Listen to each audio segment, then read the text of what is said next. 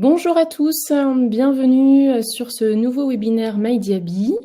Il est 13 h, voilà, on débute à l'heure cet événement. Alors avant de démarrer, il est encore temps de le dire, on est le 25 janvier, mais toute l'équipe MyDiaby se joint à moi et à nous aujourd'hui, Chloé et Léa, pour vous souhaiter une très bonne année 2024. Voilà, donc on souhaitait commencer par ça. Pour ceux qui ne me connaissent pas ou peut-être qui lisent mes mails, donc moi je m'appelle Angélique, je suis référente professionnelle de santé chez MyDiaby, donc j'accompagne les structures hospitalières, les professionnels de santé libéraux à l'usage donc sur la plateforme. Et aujourd'hui, donc je suis accompagnée de Chloé, que vous devez certainement connaître puisqu'elle a une expérience dans notre équipe support déjà depuis plusieurs années. Et aujourd'hui, elle intervient en tant que chargée de projet puisque c'est son nouveau poste dans l'équipe. Et Léa, du coup, qui nous a rejoint l'année dernière, qui est responsable produit et donc qui travaille à la conception de la plateforme. Voilà pour les présentations. Alors pendant que tout le monde se connecte, parce que du coup vous étiez encore à nouveau très nombreux à souhaiter participer à l'événement, voilà, je vous donne quelques informations sur ce webinaire. Donc premier webinaire là, 2024, qui va être un petit peu différent de ce que vous aviez l'habitude des webinaires auxquels vous avez l'habitude d'assister jusqu'à présent, puisqu'on va plutôt s'attarder sur les actualités MyDiaby et moins sur de la démonstration pure de la plateforme. Bien sûr, ça n'empêchera pas qu'on prendra un bon temps d'échange pour répondre à vos questions, mais voilà, on sera moins focusé sur quelque chose vraiment purement formation, et ce qui viendra d'ailleurs très en lien avec le troisième volet de notre événement aujourd'hui, qui va s'axer justement sur tous ces programmes de formation qu'on vous propose. Voilà, pour être confortable pendant le webinaire, n'hésitez pas à mettre votre présentation en plein écran. Vous avez le petit bouton affichage en bas qui vous le permet. Vous avez également l'onglet chat, voilà, où même si on peut tous se dire bonjour, voilà, n'hésitez pas à le fermer pour que vous puissiez être à l'aise. Et enfin, juste à côté du bouton chat, le bouton questions qui va vous permettre donc de poser vos questions et voilà, questions auxquelles on répondra en fin d'événement. Donc n'hésitez pas à les, au fur et à mesure dès qu'elles viennent tout au long de la présentation, de les renseigner à cet endroit-là et puis on les prendra en fin d'événement. Voilà, mais écoutez, il est 13h03, je vous propose qu'on démarre donc avec ce webinaire qui est aujourd'hui dédié aux actualités du coup sur la télésurveillance du diabète, donc remboursée depuis le mois de juillet 2023. Mais du coup, voilà, depuis le début d'année, quelques nouveautés à vous transmettre. Et puis également, seconde partie de ce webinaire, donc les nouveautés MyDiaby sur les objets connectés. Et donc, en sommaire, si on reprend un petit peu chaque partie, donc d'abord, on va revoir ces nouveautés liées à la télésurveillance et donc du coup, c'est axé plutôt sur les majorations tarifaires. On verra ensuite quels sont les nouveaux objets connectés à MyDiaby. Et enfin, dans une troisième partie, c'est ce que je vous disais, on va plutôt s'attarder à l'accompagnement qu'on peut vous proposer et à nos programmes de formation.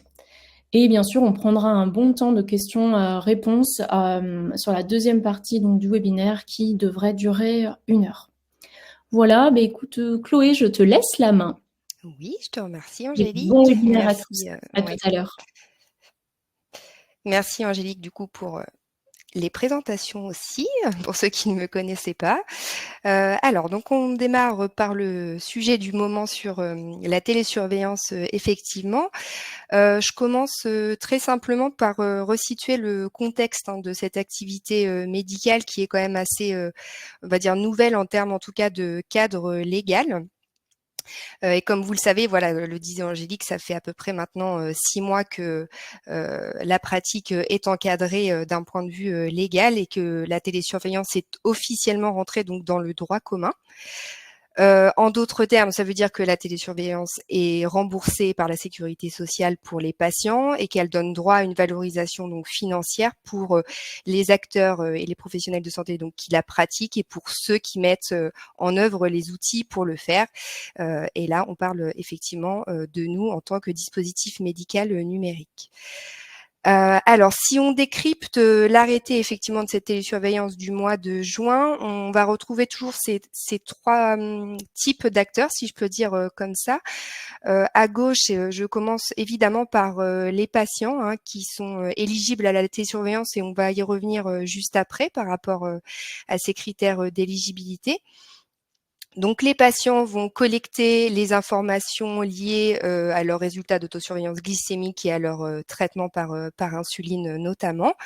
Ils vont collecter ça de leur côté, donc sur leur compte MyDiaby, et dès lors que ça sera collecté, en tout cas indiqué par les patients, ces informations brutes sont enregistrées et formalisées de la même manière pour tout le monde sur MyDiaby, qui est donc le dispositif médical numérique de télésurveillance. Cette collecte d'informations va donner lieu à la génération d'alertes liées à la télésurveillance et donc à l'équilibre glycémique, lesquelles alertes, effectivement, seront interprétées par le troisième acteur de cette télésurveillance, que sont donc les opérateurs de télésurveillance, autrement dit, vous, les professionnels de santé, qui allez pouvoir effectivement traiter ces alertes et mettre en place les actions que vous jugez utiles. Alors, au sens légal du terme et au sens de cet arrêté, on remarque tout de suite effectivement que les prestataires de santé à domicile n'apparaissent pas dans ces trois typologies d'acteurs. Pourquoi? Parce qu'ils ne sont pas opérateurs de télésurveillance en tant que tels, puisqu'ils ne traitent pas les alertes. Néanmoins, l'accès à MyDiaby reste tout à fait valable pour le reste, notamment le suivi, le rappel à l'observance et le déchargement des données. Donc ça reste bien valable effectivement pour tout le monde. C'est important que je vous le redise. Je me permets aujourd'hui de vous faire un petit focus en cette nouvelle année, plus de forme effectivement, mais en ce qui concerne MyDiaby, en tant qu'encore une fois que dispositif médical numérique qui est remboursé, j'attire votre attention sur deux points fondamentaux pour nous. Le premier en haut à gauche qui est donc le marquage CE. Donc en tant que dispositif médical numérique, on a l'année dernière mené un travail vraiment de fond pour évoluer vers une classe de dispositif médical supérieur par rapport à avant, qui est la classe de A. Alors, ce que ça implique pour nous, c'est que évidemment, on répond à des exigences en termes de qualité, de sécurité et de performance qui sont réglementées par le règlement européen, par des normes. Et ça veut dire que nous sommes audités en tant qu'entreprise, en tant qu'équipe sur nos process par rapport à la plateforme. Et c'est quand même important qu'on vous le redise parce que c'est important pour vous, mais c'est aussi important pour la gestion des données de vos patients. Ça, c'est le premier point. Et le deuxième, d'autant plus important pour vous, c'est le point en haut à droite, le point rouge qui vous confirme aujourd'hui que l'Agence du numérique en santé nous a certifiés conformes de façon définitive. Donc, nous avons obtenu ces certificats qui vous assurent depuis le 1er janvier de pouvoir continuer à utiliser MyDiaby en tant que dispositif médical pour la télésurveillance et d'être assuré que nous sommes conformes pour le suivi et pour le remboursement aussi. Donc voilà, ça on tenait à vous le redire aujourd'hui. Et aussi l'occasion que vous soyez tous réunis pour vous dire que si vous avez besoin de justificatifs par rapport à ça, et bien sûr, on les a de notre côté et on vous les fournit sans aucun souci. Alors après ce petit zoom sur la forme qui est important pour tout le monde, si on revient sur le fond des soins inhérents à la télésurveillance, on revient sur les trois quand même fondamentaux, on va dire, de la télésurveillance. À gauche, je reviens sur la notion de prescription de la télésurveillance au sens de l'ordonnance. Donc ça change pas. De toute manière, c'est une prescription de télésurveillance de 1 à 3 mois. Et je prends quelques instants pour vous dire que cette prescription, qu'elle soit de 1, 2 ou 3 mois, elle est renouvelable autant que nécessaire. Ça veut dire qu'à partir du moment où vous, en tant que professionnel de santé, vous sentez que la situation nécessite une prescription de télésurveillance, vous pouvez réaliser cette prescription. Ce qui est aujourd'hui restreint, on va dire, en termes de renouvellement, ce sont bien les majorations tarifaires dont on va parler après. Actuellement, d'un point de vue légal, il n'y a pas de frein au fait que la prescription de la télésurveillance puisse être renouvelée autant de fois que nécessaire. De la même manière, vous pouvez aussi l'interrompre à tout moment si ça ne convient pas à votre patient, par exemple, et tout mois commencé peut être facturé entièrement. Le deuxième point fondamental de la télésurveillance, donc c'est ce que vous avez au milieu sur la pratique du traitement des alertes de télésurveillance que vous avez sur MyDiaby. Là, il n'y a absolument rien qui change depuis le mois de juillet dernier. L'obligation reste en termes de fréquence, de vous connecter à minima une fois par semaine sur la plateforme pour gérer les alertes qui se sont déclenchées et donc se connecter sur les dossiers de vos patients où il y a génération d'alertes évidemment. Ça ne change pas et ce qui ne change pas non plus depuis le mois de juillet, c'est l'accompagnement thérapeutique, avec une séance nécessaire au sens obligatoire le premier mois seulement, c'est-à-dire que vous avez effectivement, vous devez justifier d'avoir fait cet accompagnement thérapeutique sur ce premier mois en fait qui est considéré comme une période initiale aussi de test par rapport au fait que le patient adhère à ce nouveau système de suivi. Donc voilà, c'est obligatoire le premier mois et bien sûr qui dit accompagnement thérapeutique dit que vous pouvez bien sûr le continuer sur les mois qui suivent s'il y a besoin effectivement, que ce soit en présentiel ou à distance sans aucune contrainte légale de ce côté-là. C'est vous qui voyez. Je vois des petites questions qui passent dans l'onglet chat. N'hésitez pas à les remettre dans l'onglet questions si vous pouvez. Comme ça, on les regroupera, notamment pour les questions sur le rôle des IPA. Je vois passer ça au passage. Alors, pour les patients concernés, alors là, c'est très simple à retenir. Ce sont tous les patients sous insuline, donc diabète de type 1 et de type 2. Diabète gestationnel aussi sous insuline uniquement. Ce qui est très intéressant par rapport à ce qu'on a pu connaître dans le cadre d'étapes, c'est qu'il n'y a pas de restriction d'âge. Donc pour les patients en pédiatrie, il n'y a pas de caractère d'âge minimum, d'ailleurs ni maximum en l'occurrence dans les arrêtés.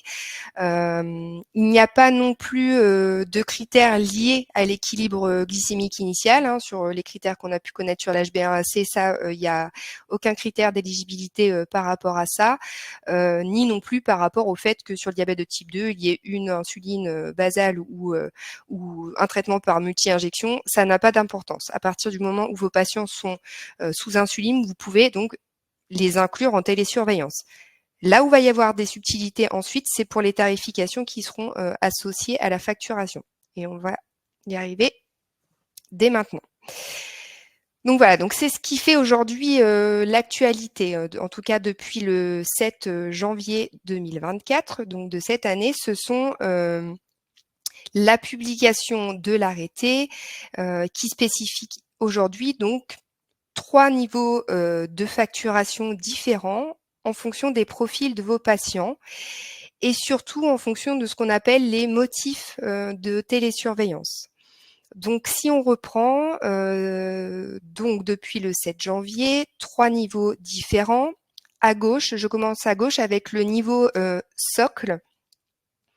Je fais une petite parenthèse pour vous dire que le niveau socle, la dénomination socle n'est pas retrouvée ainsi dans l'arrêté. On appelle ça le tarif opérateur de niveau 2. Je vous le dis si vous avez besoin. Nous, on l'a appelé le tarif socle dans la plateforme pour que ce soit plus simple quand on se parle entre nous.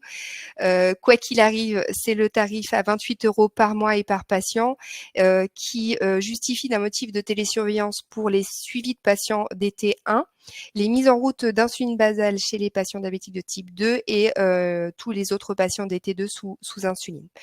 Donc ça, c'est vraiment le tarif, on va dire, de base, donc le tarif socle. Et donc, ce qui change, ce sont les 2 majorations que vous avez ensuite. La première majoration de niveau 1, pour un niveau de facturation équivalent à 56 € par mois et par patient. Là, ça concerne tous les motifs de télésurveillance que vous avez en dessous, à savoir les découvertes de diabète de type 1 chez un patient adulte, les suivis de traitement par pompe à insuline, on va dire en routine, les suivis des patients DT1 enfants ou adolescents. Voilà que cette situation est un peu plus complexe et donc nécessite cette majoration, justifie en tout cas cette majoration. Le diabète gestationnel sous insuline, donc là, changement par rapport à avant, si vous avez déjà fait ce suivi pour des femmes enceintes DT1, DT2 avant le 7 janvier, là, le tarif effectivement a évolué vers 56 € par mois, donc cette majoration. Et puis également les situations de déséquilibre transitoire, comme par exemple les corticothérapies qui vont effectivement modifier l'équilibre glycémique sur un temps donné. Dernière majoration, à droite et en rose, la majoration de niveau 2 à 70 € par mois et par patient. Là, les motifs sont les suivants. Donc, initiation de traitement par pompe, donc pour le départ de cette modalité de traitement et ce matériel, et également les initiations de boucles semi-fermées. Donc là, ça y est, vous pouvez depuis le 7 janvier pour les patients qui sont en boucle fermée hybride, cette majoration s'applique. Et puis également, donc découverte d'un DT1 chez un enfant ou un adolescent, majoration la plus haute dans ces cas effectivement assez complexes, le suivi d'adolescents en écart de soins et les grossesses de femmes diabétiques. Donc là aussi, gros point de changement puisque vous pouvez les inclure, ça certes, mais vous pouvez surtout facturer leur suivi en majoration de niveau 2. Sur la droite, pour vous redire évidemment que en ce qui nous concerne, nous, DMN de télésurveillance et MyDiaby, nous sommes pris en charge par l'assurance maladie, évidemment pour les patients. Donc c'est transparent pour vous. Aujourd'hui, on parle des majorations qui vous concernent, mais évidemment l'outil et tout ce qu'on met en place, ce que je vous dis en termes de qualité, est aussi pris en compte par rapport à ça. Alors, en pratique, ça veut dire quoi ces majorations? Si on fait un petit topo à gauche de ce qui ne change pas depuis le 7 et ce qui a évolué, je commence à gauche avec les règles de prescription. Donc, de ce côté-là, en fait, il n'y a rien qui change. C'est-à-dire les critères d'éligibilité des patients sont les mêmes, on les a vus. Les professionnels pouvant prescrire sont les mêmes également, c'est-à-dire les professions médicales peuvent prescrire au sens de générer l'ordonnance, de la signer. Les durées de prescription restent valables, 1 mois, 2 mois, 3 mois renouvelables, de façon illimitée, avec le bon sens de évidemment un besoin derrière et un consentement de votre patient à ce système de suivi. Ce qui change pas non plus, c'est le code de facturation qui est un code de facturation unique. Vous nous avez posé pas mal de questions déjà par rapport à ça là. Le code de facturation, c'est le code TVB, voilà. Que ce soit tarif socle ou tarif majoré, le code reste le même. Donc ça, c'est la bonne nouvelle. Ce qui va changer, c'est dans vos logiciels de facturation. Et donc là, c'est un peu difficile de faire une réponse collégiale. Mais à ce stade, ce qu'on sait, c'est que vous allez devoir appliquer un coefficient de majoration, en l'occurrence 2 ou 2,5, c'est ce que vous avez noté sur la droite. 2 pour le tarif à 56 et 2,5 pour la majoration de niveau 2 à 70. Voilà. Donc ça, vous dire exactement ce que vous allez retrouver dans les logiciels de facturation, je ne sais pas vous le dire aujourd'hui, mais normalement, on parle bien de code TVB unique, ça c'est certain, de coefficients à spécifier à un moment ou à un autre, voilà, avec peut-être des subtilités de différence selon les logiciels de facturation, que vous n'hésitez pas d'ailleurs à nous en informer de ce côté-là. Il y a peut-être un petit délai encore, le temps que ce soit à jour côté logiciel, mais c'est les informations qu'on peut vous transmettre à date.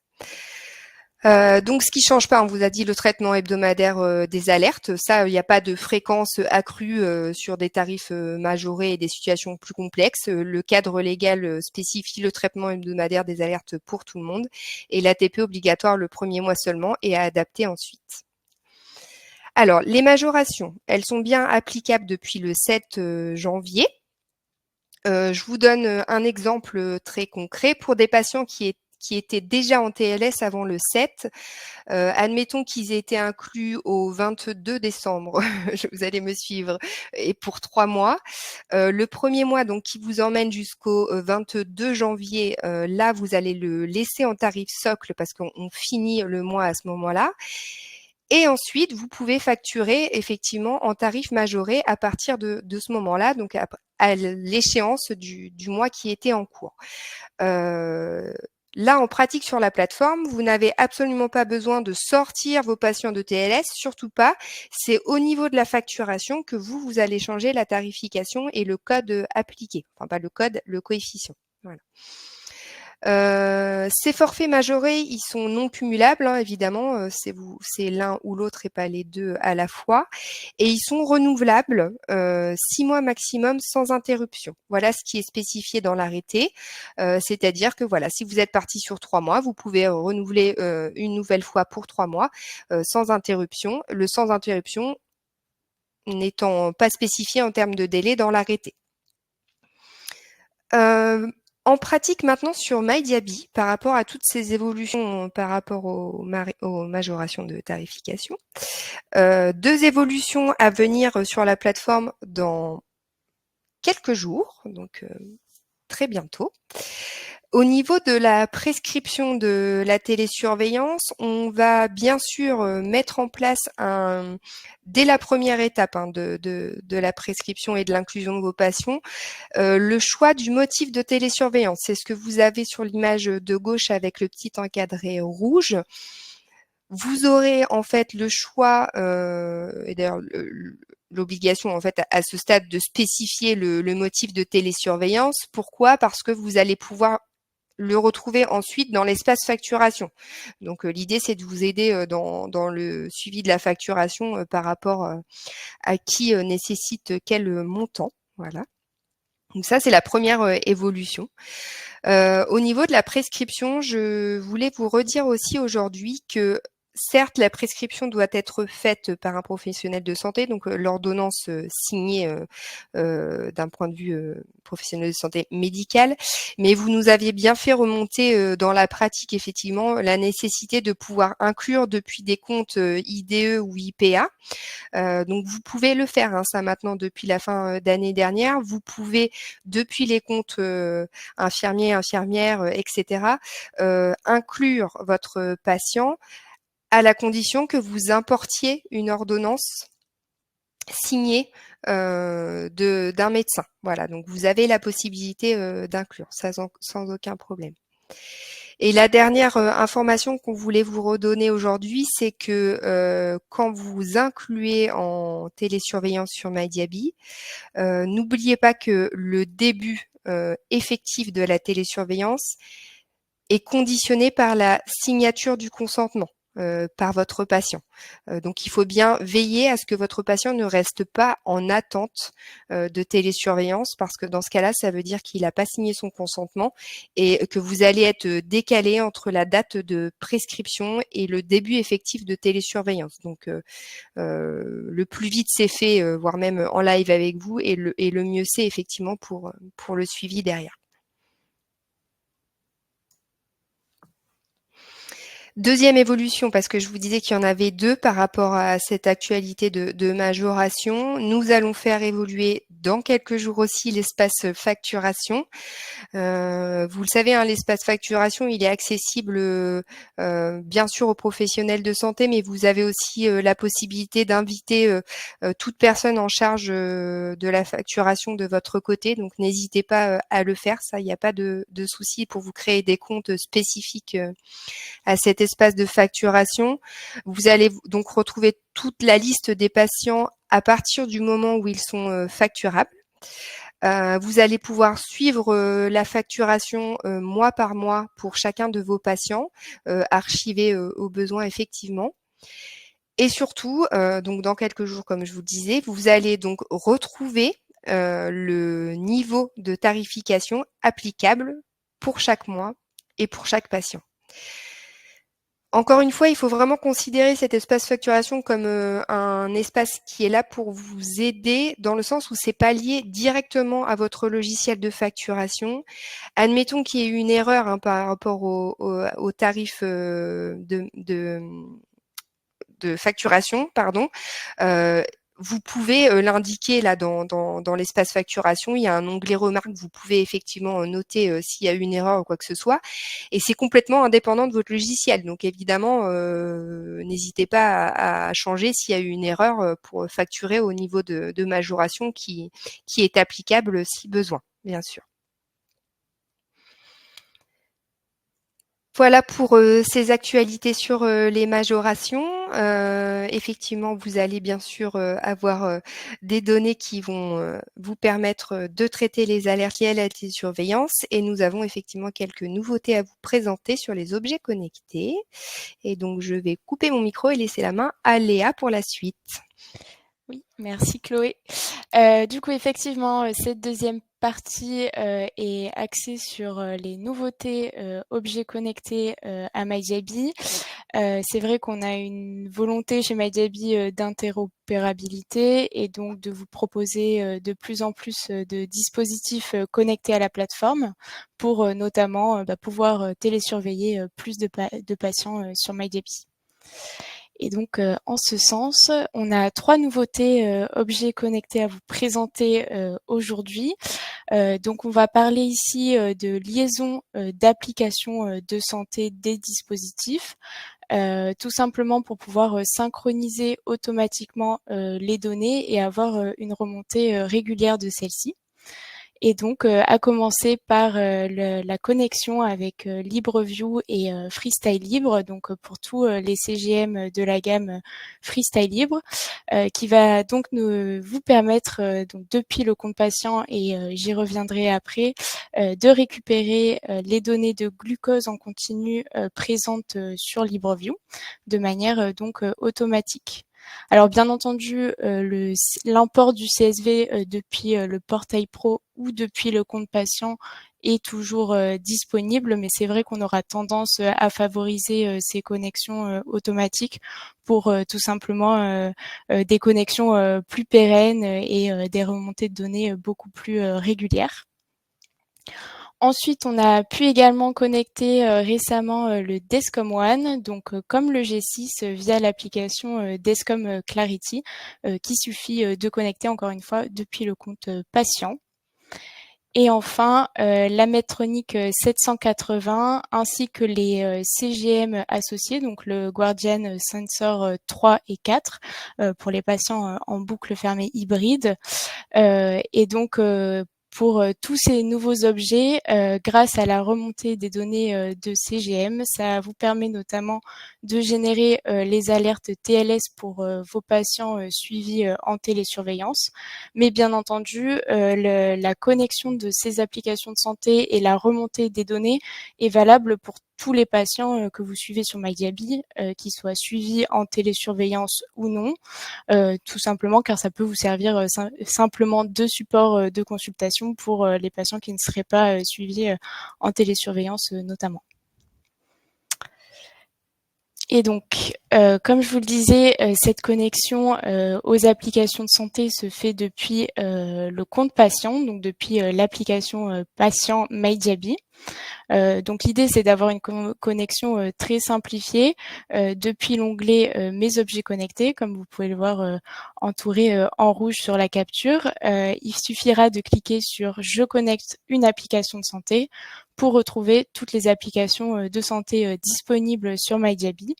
Et donc, comme vous le voyez, il y a maintenant Descom Clarity, bon, qui était déjà présente pour le G6, mais on peut maintenant connecter le Descom One.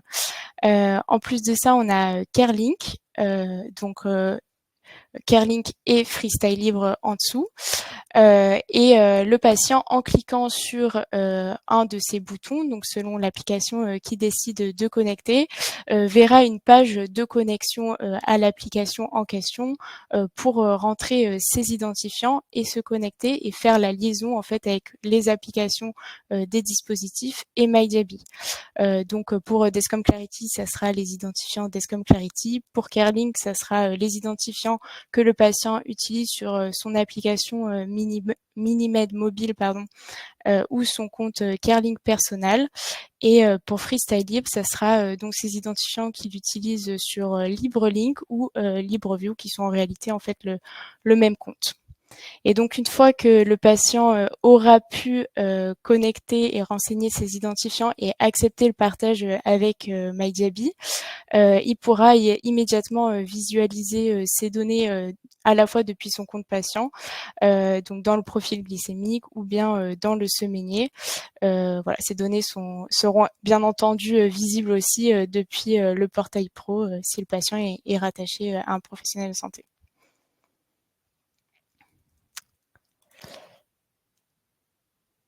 Et donc, je voulais insister sur les avantages de cette remontée automatique des données. C'est vrai qu'on va avoir tendance à favoriser ces méthodes de connexion maintenant pour plusieurs raisons. La première est le fait de faciliter tout simplement l'adhésion du patient. Je pense notamment aux patients qui seraient peu technophiles. Là, il s'agit simplement de renseigner une fois ces identifiants et puis la connexion, donc elle est unique et là, la remontée de données se fait de manière automatique et pérenne. Il y a une seule action à faire et puis c'est fini.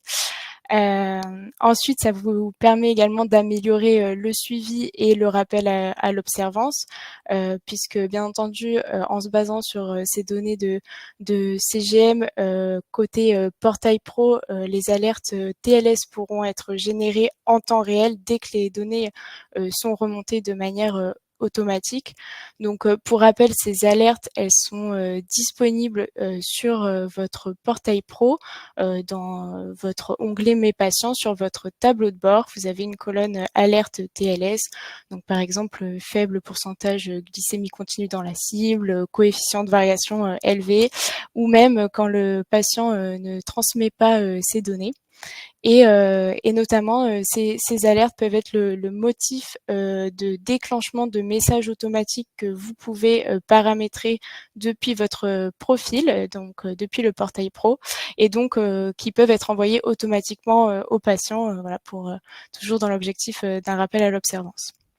Et effectivement, le dernier point, la remontée des données automatiques, notamment des CGM, je pense à la Minimed, vous permet également de valoriser donc vos suivis en boucle fermée hybride, comme c'était déjà le cas sur la Tandem. Et donc voilà, avant de finaliser cette partie, je voulais aussi vous rappeler que pour toutes les méthodes de connexion et pour les aspects très pratico-pratiques, depuis notre site vitrine, donc dans l'onglet Assistance, vous pouvez retrouver tous les guides pour connecter chaque objet qui peuvent être connectés à la plateforme, donc que ce soit en Bluetooth, via les applications de santé ou via l'uploader. Vous avez également depuis notre centre d'aide qui est accessible aussi depuis votre portail pro dans le bandeau en bas. Vous pouvez donc accéder à tous les tutos de connexion. Donc c'est vraiment des guides étape par étape pour vous guider. Voilà. Et bien entendu, n'hésitez pas à contacter notre support par téléphone ou par mail, par chat, via le bouton assistance si vous avez des questions pour connecter les objets ou même si vous êtes chez le patient et que vous rencontrez des difficultés. Voilà, ils se feront un plaisir de vous répondre très rapidement. Donc voilà, c'était dernière nouveauté en tout cas sur les objets connectés à MyDiaby. D'autres nouveautés seront à venir et on vous tiendra bien entendu informé. Voilà, je vais couper mon micro et, et laisser Chloé terminer. Oui, alors par rapport à cette présentation, je redis juste effectivement que bon, vous aurez le replay, hein, mais de tout ce qu'on... Là, l'idée après, c'est qu'on échange. On a bientôt terminé, on va pouvoir répondre à vos nombreuses questions. L'idée, c'est que toutes ces informations, vous les retrouvez vraiment détaillées de façon écrite dans notre centre d'aide et illustrées, ça c'est certain. Les prochaines nouveautés, vous en serez informés, c'est certain aussi, et que dans l'accompagnement, si vous n'avez pas le temps de lire ou si vous n'en avez pas envie, notre équipe support est effectivement là pour vous répondre en live, en consultation, il n'y a aucun souci. Donc on vous remettra tous les liens utiles dans le mail qui va vous être envoyé à l'issue de ce webinaire sans aucune inquiétude pour vous. Alors, par rapport à ce que disait Angélique au début et par rapport à ce format de webinaire où on va pouvoir échanger un petit peu, on essaie pour vous de décrypter l'actualité et de lire entre les lignes des arrêtés pour qu'en pratique ce soit plus fluide pour tout le monde. Les webinaires vont pas permettre de faire tout ça dans le détail et donc on va vous donner de l'information, on l'espère, tout à fait utile sur l'actualité et nos nouveautés. Ça n'empêche pas qu'on met en place des programmes d'accompagnement et de formation. Là, on va les distinguer un petit peu. Donc, ce qu'on vous propose pour cette année là 2024, c'est des formations axées sur services hospitaliers, libéral ou prestataires de santé à domicile. Contrairement à ce qu'on faisait avant, en fait, on va vous proposer pour les services hospitaliers et le libéral des formations axées télésurveillance là, parce qu'on sait que vous avez pas mal de besoins là-dessus. N'empêche pas les questions pratico-pratiques également, mais elles sont plutôt axées télésurveillance, en tout cas sur ce début d'année. Et ce qui change aussi par rapport à avant, c'est que pour que vous puissiez vous organiser, on vous donne des dates programmées à l'avance.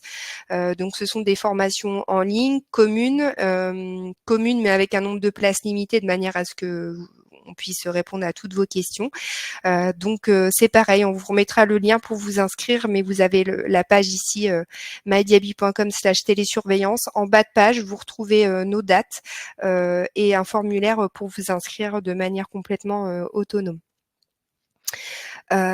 Et je n'oublie pas donc les prestataires de santé à domicile. Chez nous, Lisa s'occupe de ça. Elle a envoyé l'information du programme de formation là pour ce premier semestre, normalement à tous les responsables de formation en France.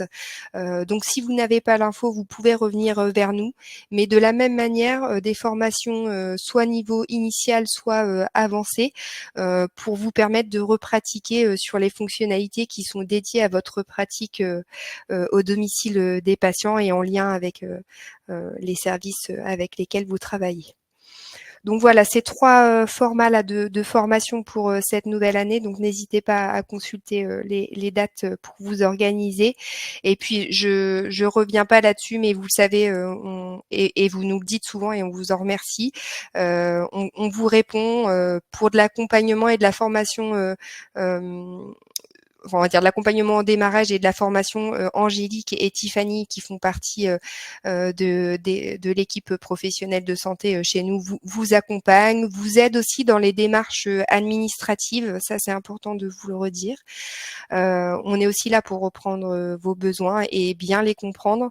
Quand j'entends par là que voilà, quand vous avez besoin d'une nouvelle fonctionnalité sur la plateforme, c'est toujours super utile pour nous que vous nous expliquiez quelle est la pratique derrière, ça nous aide beaucoup à être plus efficaces nous dans la conception, donc c'est bien de nous détailler un petit peu les choses. L'équipe support, comme vous l'a dit Léa, j'y reviens pas, mais vous accompagne plus du tac au tac quand vous êtes avec vos patients en consultation. Si vous rencontrez un point de blocage, vous savez plus comment décharger l'objet connecté, vous nous contactez. En général, on a la réponse très facilement, donc il faut pas hésiter. Ce sera vraiment pas une perte de temps de votre côté. Et puis donc les petits liens sur notre centre d'aide en ligne et tous les guides de connexion PDF que vous retrouvez aussi sur mydiaby.com/guide. N'hésitez pas là, vous les retrouvez en version PDF si vous avez un trou de mémoire et que toutefois nous sommes la nuit et ne pouvons pas vous répondre, et ben vous pouvez consulter en toute autonomie. Voilà.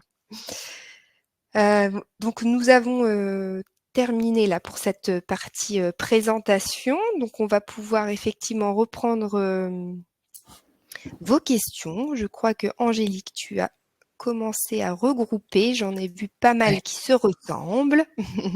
C'est ça. Alors, on va essayer. Donc, il nous reste une vingtaine de minutes. Voilà, bien sûr, on va faire au mieux pour y répondre un maximum. Et puis, bon, voilà, si on dépasse de quelques minutes pour faire au mieux, n'hésitez pas. Voilà, si vous devez rejoindre vos services, les consultations, etc. On sait que voilà, votre temps est compté. Ce que je vous propose, c'est qu'on démarre sur les questions déjà qui sont en lien avec la télésurveillance, hein, puisque c'est notre cœur de métier, et puis qu'après, on essaiera d'aller de vous répondre sur les objets connectés. Mais c'est vrai que comme vous l'ont dit Léa et Chloé, toutes ces questions purement objets connectés, on retrouve les réponses dans les guides de chaque dispositif. Alors, du coup, on va essayer d'être efficace pour vous répondre. Alors, déjà, une première question. Chloé, est-ce que la télésurveillance et le renouvellement peuvent être prescrits par une IPA? Alors, tu me compléteras Angélique sur cette partie si besoin. Mais ce qui est important de comprendre, c'est qu'il faut distinguer, on va dire, le fait de prescrire sur MyDiaby et le fait de pouvoir inclure sur MyDiaby. Alors, j'entends par là que si vous avez un compte IPA sur MyDiaby, à l'heure d'aujourd'hui, vous pouvez tout à fait effectuer l'étape d'inclusion en télésurveillance de vos patients, ça c'est certain. Par contre, il vous faut bien importer une ordonnance qui aura été signée d'un médecin. Donc la réponse c'est oui, vous pouvez le faire à l'aide d'une ordonnance signée par un médecin parce que du coup la prescription est de l'ordre de la prescription médicale. Ouais, merci, c'est ça, Chloé. Je me permets juste d'ajouter qu'effectivement, voilà, on a cette possibilité sur MyDiaby parce que, ou en tout cas, on n'a pas la possibilité de prescription en tant que telle, donc génération de l'ordonnance, parce que voilà, l'arrêté qui encadre la télésurveillance dit bien que la prescription de la télésurveillance doit être médicale. Et même si au niveau IPA, vous avez des compétences en termes de prescription et de renouvellement de certains traitements, la télésurveillance n'en fait pas partie. Voilà, donc c'est vrai que voilà, on vous a ouvert cette possibilité d'insérer une ordonnance, mais comme le disait Chloé, mais pas la génération en automatique. Enfin, la génération de votre compte, en fait, hein, d'une ordonnance. Voilà pour cette question. Alors, si j'avance, une question intéressante, est-ce qu'il faut l'accord du patient pour initier la télésurveillance? Effectivement, Chloé, tu en parlais, si tu veux bien recompléter. Oui, la réponse est oui, effectivement, parce que qui dit télésurveillance dit de votre côté obligation de traitement des alertes s'il y en a au moins une fois par semaine. Donc, ça veut dire que le patient il doit bien être informé qu'il doit effectivement mettre ses données à minima une fois par semaine, donc évidemment avec de la connexion automatique et de la remontée de données automatiques, ça facilite les choses, mais il n'y a pas que ça, il y a aussi l'accompagnement thérapeutique. Donc il y a une obligation de la part des professionnels de santé à informer les patients par rapport à ce nouveau système de suivi finalement qui est la télésurveillance. C'est important pour eux de bien comprendre et c'est aussi pour ça qu'il y a un consentement. Donc le consentement, soit on le signe directement depuis le compte patient, voilà, numériquement, soit vous pouvez aussi en importer un, ça, si vous préférez.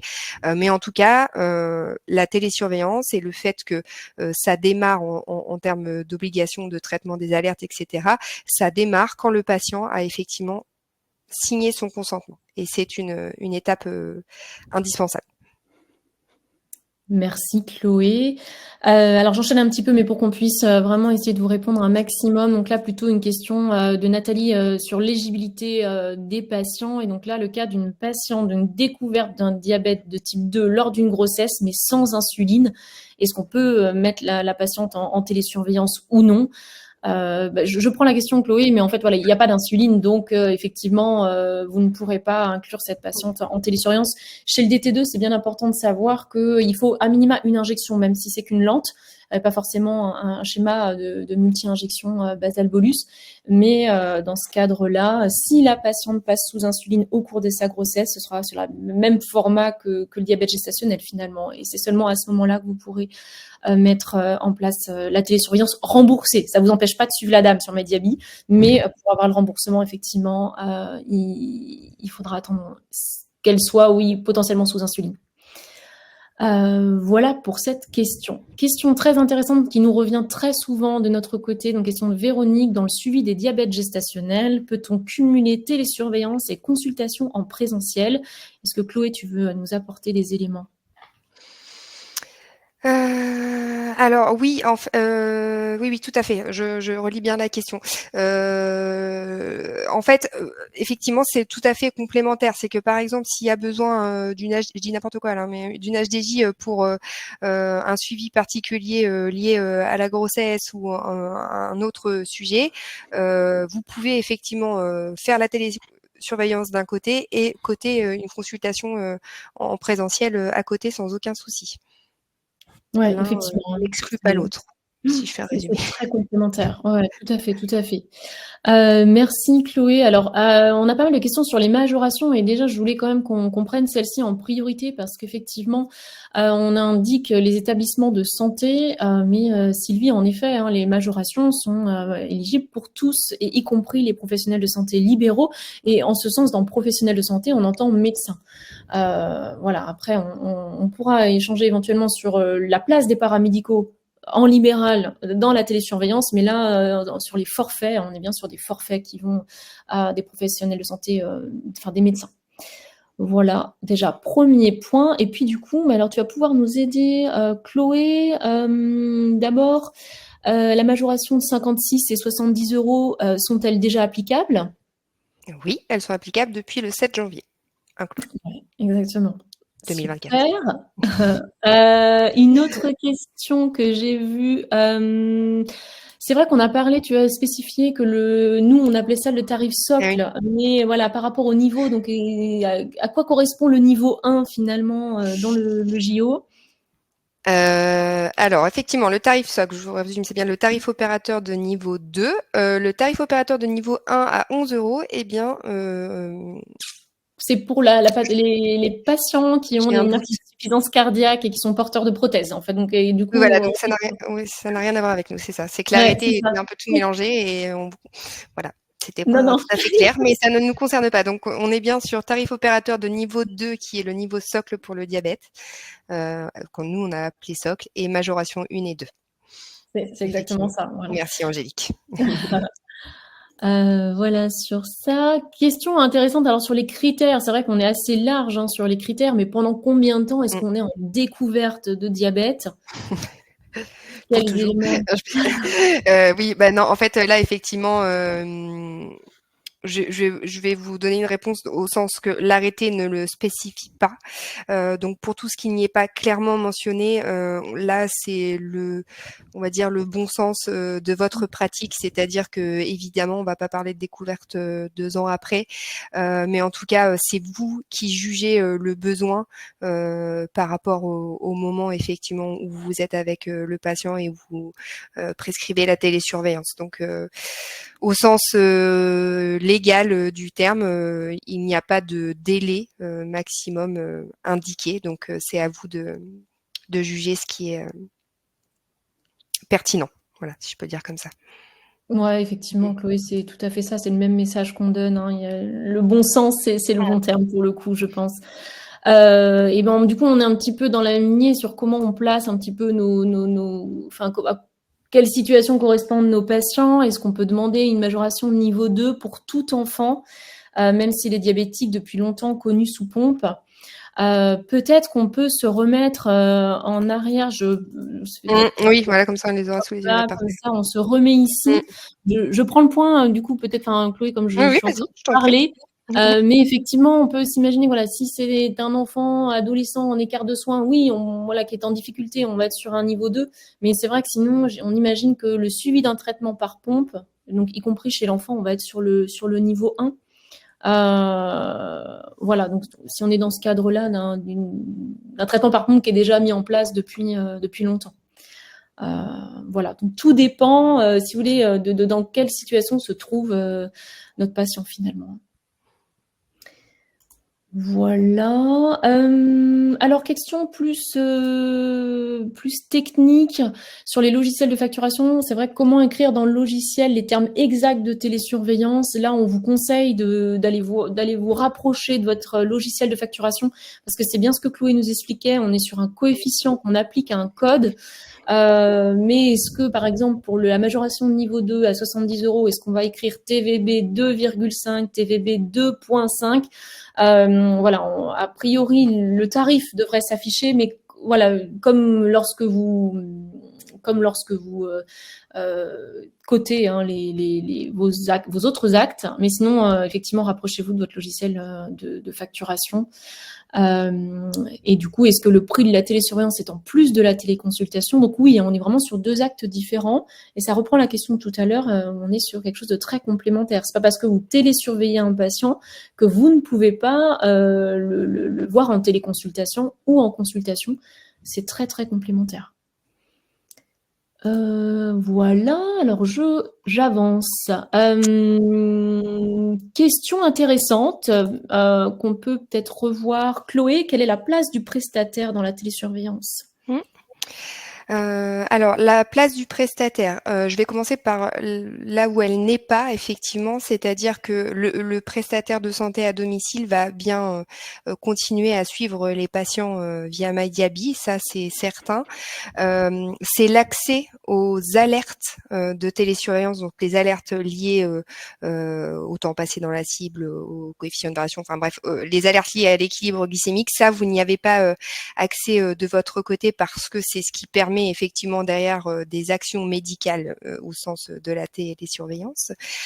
Par contre, les prestataires restent effectivement impliqués dans l'aide aux patients, au déchargement des objets connectés, notamment au rappel à l'observance, ça c'est certain. Et d'un point de vue, on va dire organisationnel, donc ça, là pour le coup, on met MyDiaby de côté, mais dans la mesure où dans la télésurveillance, il y a ces activités dites non médicales, donc le rappel à l'observance, l'accompagnement thérapeutique, les prestataires peuvent être impliqués s'ils ont contractualisé avec l'établissement qui suit les patients. Donc là, il faut vraiment établir une convention à part qui spécifie effectivement cette prise en charge des activités non médicales par un prestataire. Et dans ce cas-là, c'est possible. Tout à fait, c'est exactement ça. Merci Chlo. Et question importante qui nous revient depuis la sortie des majorations. C'est vrai qu'il y a une ligne dans cet arrêté qui nous dit qu'on ne peut pas excéder plus d'1 an sans interruption. Or voilà, c'est vrai que Chloé nous a bien dit que on pouvait prescrire autant que nécessaire. Alors on déraille pas encore chez Je l'ai MyDiaby. dit plusieurs fois, mais bon.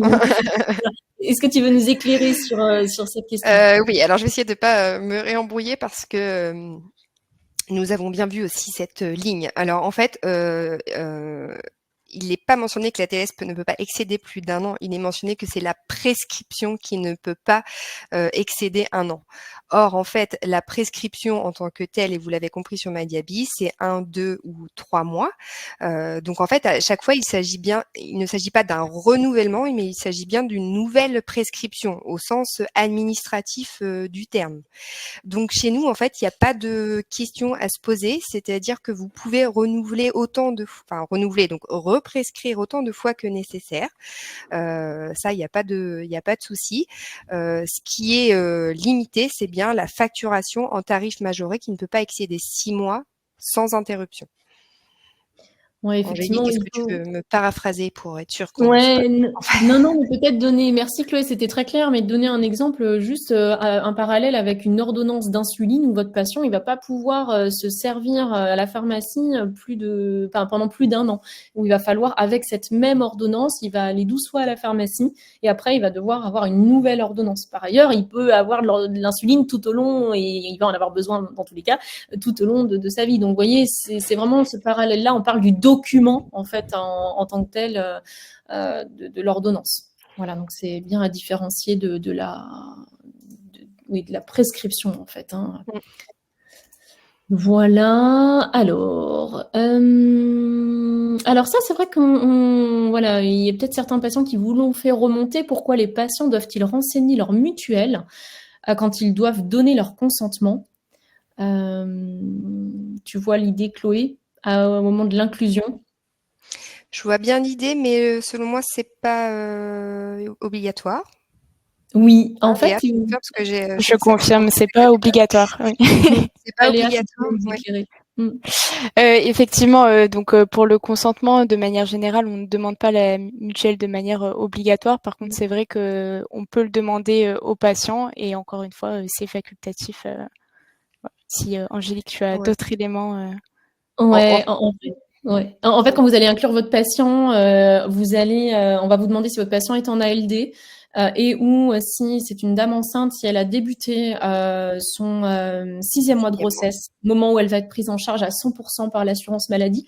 Et donc, si on est dans le cas où le patient n'est pas en ALD ou si la dame n'a pas débuté son 6e mois de grossesse, on a un reste à charge sur la télésurveillance et c'est à ce moment-là qu'on va aller de notre côté demander aux patients de nous renseigner leur mutuelle, puisque voilà, bon, en plus on le voit à l'écran, hein, l'abonnement au dispositif médical de télésurveillance donc, est pris en charge par l'assurance maladie. Donc voilà, ça nous permet, nous, de pouvoir nous adresser à la mutuelle pour facturer ce reste à charge à la mutuelle et non pas aux patients.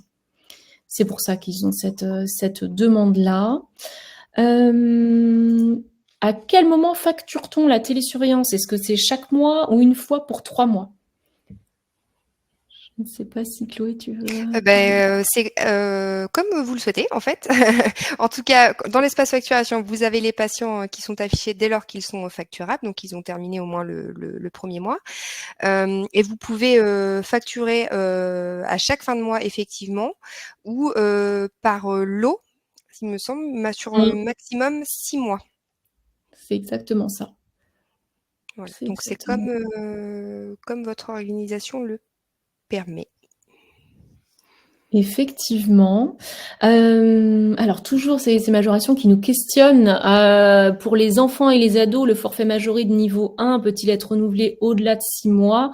Donc Chloé, tu nous l'as dit, hein, c'est 6 mois sans interruption. Et là, c'est vrai qu'il faut lire un petit peu dans les lignes, entre les lignes, hein, ou ne pas lire ce qu'il n'y a pas. Voilà, c'est On plutôt ne nous ça. dit pas, c'est ça, on ne nous dit pas aujourd'hui combien de temps il faut interrompre la télésurveillance pour repartir sur un forfait majoré. Donc voilà, donc, est-ce que c'est un jour, une semaine, un mois, si vous voulez? C'est toujours ce bon sens hein, qui va nous aiguiller. Voilà, l'idée c'est qu'en tout cas, d'un point de vue vraiment date, vous ne pourrez pas facturer plus de 6 mois d'affilée. Il faut qu'il y ait une interruption de la télésurveillance pour potentiellement voilà, refacturer en niveau majoré.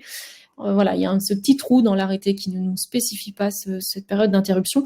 Pour ces questions, n'hésitez pas. C'est vrai que nous, voilà, comme le disait Chloé, on vous aide à décrypter tous ces aspects pour faciliter la pratique.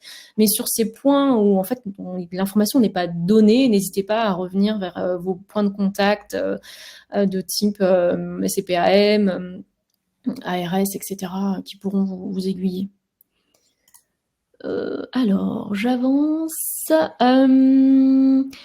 Alors, du coup, les patients DT1 ou DT2 enceintes, prescription de télésurveillance max pour 6 mois. Pour le niveau 2, du coup, c'est pareil. Hein, voilà, effectivement, on est à la grossesse de la femme diabétique est à différencier du diabète gestationnel, puisque le diabète était présent avant la grossesse, et donc on va être sur le niveau 2, effectivement, avec ces 6 mois max sans interruption.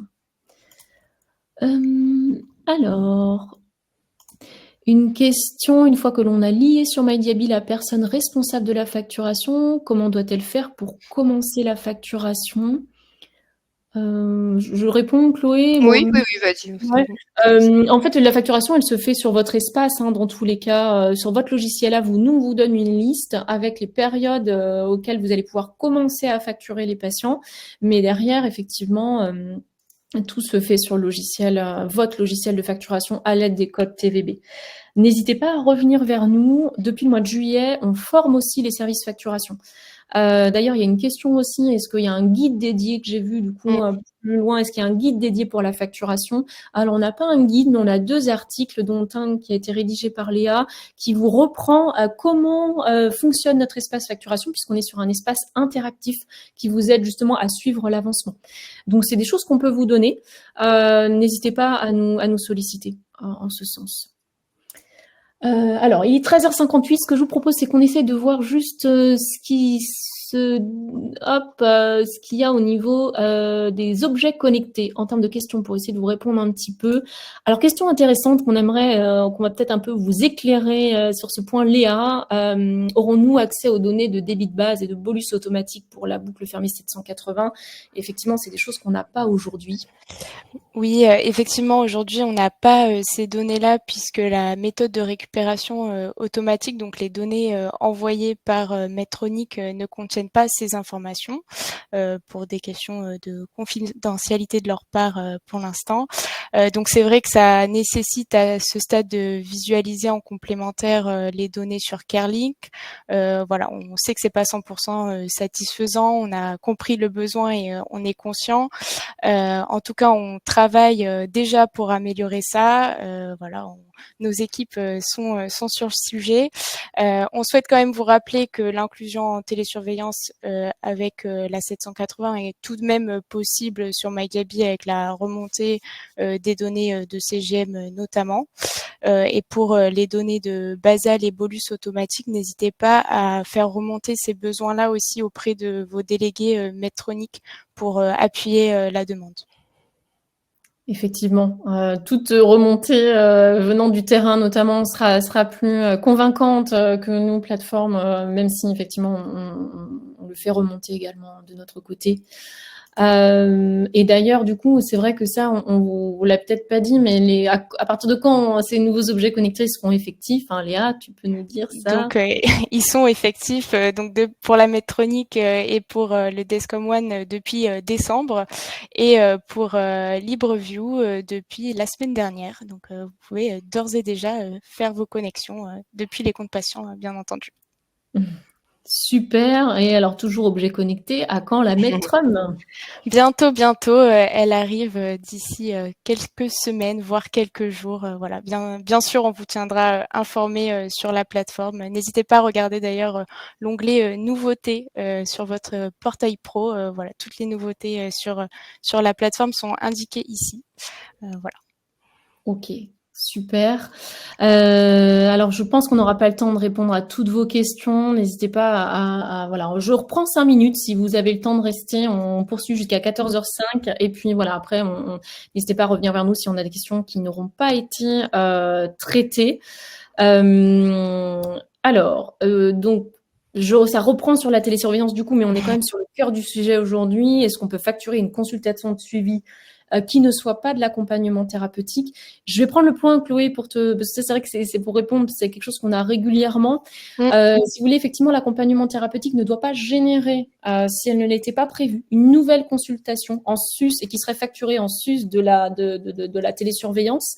Par contre, si vous aviez déjà une consultation de prévue parce que vous suivez déjà de façon rapprochée votre patient, bien sûr, ça peut être, vous pouvez tout à fait facturer cette consultation, même si c'est pendant cette consultation que vous avez fait l'accompagnement thérapeutique. Voilà, on est sur ce petit distinguo à ce niveau-là. Dans quelle catégorie place-t-on les DG sans insuline? Est-ce qu'il y a de la TLS? Alors, Chloé, justement, c'est un sujet que tu as pris en charge grandement cette année. Je reprends mon micro. Alors, à date, aujourd'hui, non. Effectivement, la télésurveillance remboursée n'est prise en charge que pour les patientes diabète gestationnel à partir du moment où elles sont sous insuline, effectivement.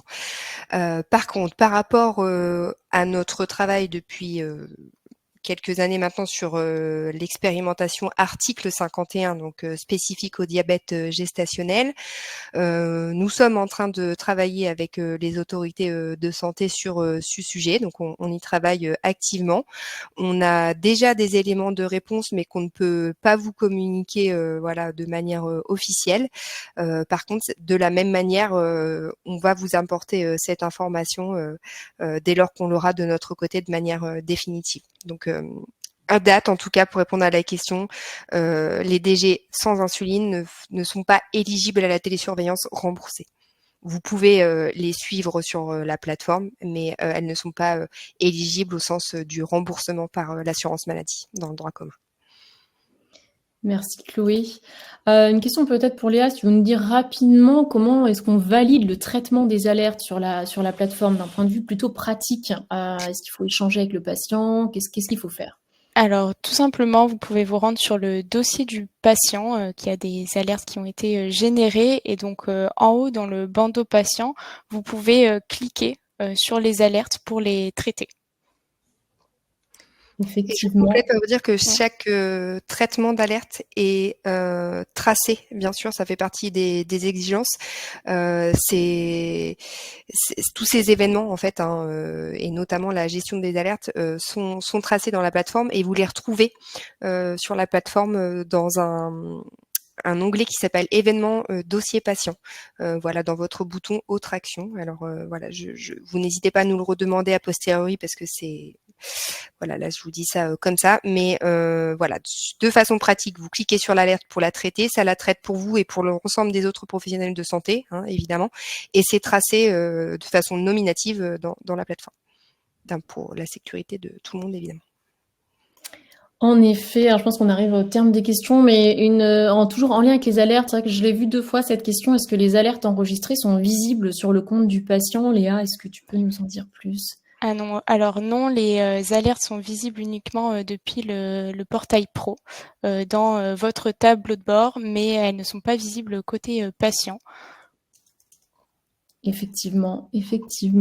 Alors 14h04, on va peut-être prendre une dernière une question ici. Si le compte libéral est lié à un compte hospitalier, est-ce que le libéral peut facturer? C'est-à-dire si vous suivez peut-être tous vos patients au même endroit. Alors oui, on a déjà eu le cas de médecins en fait qui sont à la fois en libéral et à la fois en hospitalier où toute la file active de patients est mélangée.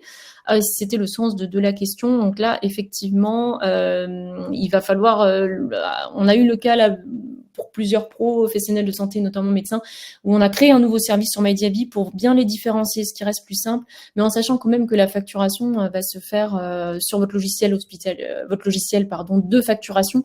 Donc en fait, voilà, il faudra par contre bien identifier qui a fait quoi. Donc c'est possible, mais c'est vrai que dans ces situations-là, n'hésitez pas à revenir vers nous. Et à ce compte-là, voilà, on peut vous aider aussi à transférer vos patients pour que vous puissiez vraiment avoir vos patients suivis en libéral d'un côté, ce qui reste plus facile. Voilà, alors il est 14h05, on ne veut pas vous retenir davantage. C'est vrai qu'il y a encore des questions, voilà, on va devoir mettre fin aussi à l'événement. N'hésitez pas, voilà, on a beaucoup insisté là-dessus, à revenir vers nous par le chat, par des mails aussi, puisque du coup vous avez nos contacts, Tiffany et Angélique, donc c'est notre prénom @mydiaby.com et pareil, Angélique ou Tiffany @mydiaby. Point important, vous allez recevoir à la fin du webinaire un mail qui va contenir le replay, différents liens vers les éléments qu'on souhaitait vous mettre en avant et également un questionnaire de satisfaction. Donc voilà, toujours dans cette démarche d'amélioration continue. N'hésitez pas à nous faire part de vos retours, notamment concernant ce nouveau format de webinaire plus axé, comme je vous le disais au début, actualité que formation.